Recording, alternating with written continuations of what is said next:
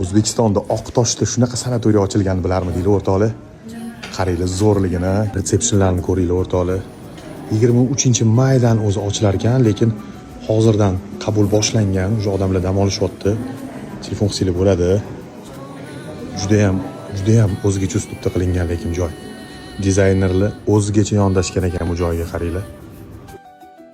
Bu joy nafaqat O'zbekistonda, balki O'rta Osiyoda yagona desa ham bo'ladi. Assalomu alaykum. Yaxshi dam olasizmi? Rahmat. Yaxshimi sanatoriy?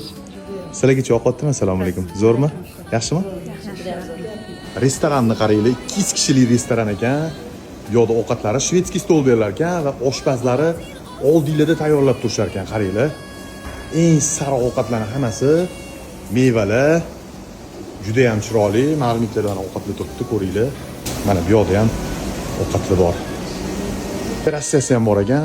Bu yoqda ham chiqib ovqatlansanglar bo'ladi. Mana qaranglar, manzarani o'rtoqlar. To'g'ri, bunaqa katta sanatoriy ko'rmaganman. 6 etajdan iborat ekan. Adashib qolasizlar ichida lekin. 2 kishilik polulyuks xonasini ko'ringlar o'rtoqlar. Shuni qaranglar, yonida sanuzel, o'tiradigan joyi, uzun koridori va yotoqxonasi. Bu ham polulyuks xona ekan, faqat yotog'i birlashtirilgan. Do'stlar, hamma xohlaydigan standart xonasi. 2 o'rinli va necha qavatdan iborat sanatoriy? 200 o'rinli 6 qavatdan iborat. Bunisiga nima deysizlar o'rtoqlar? Fontanni qaranglar. Olaja turish shunaqa ko'pki, men to'g'risi eslab qola olmadim. Apparatlari ham eng zamonaviy rusumdagi hamma apparatlar bor ekan. Hammomlari va basseyn ichkaridagisi.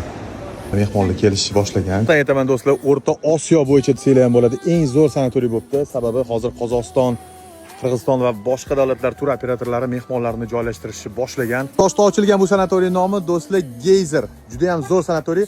Lokatsiyasini Telegram kanalimga qo'yib qo'yaman.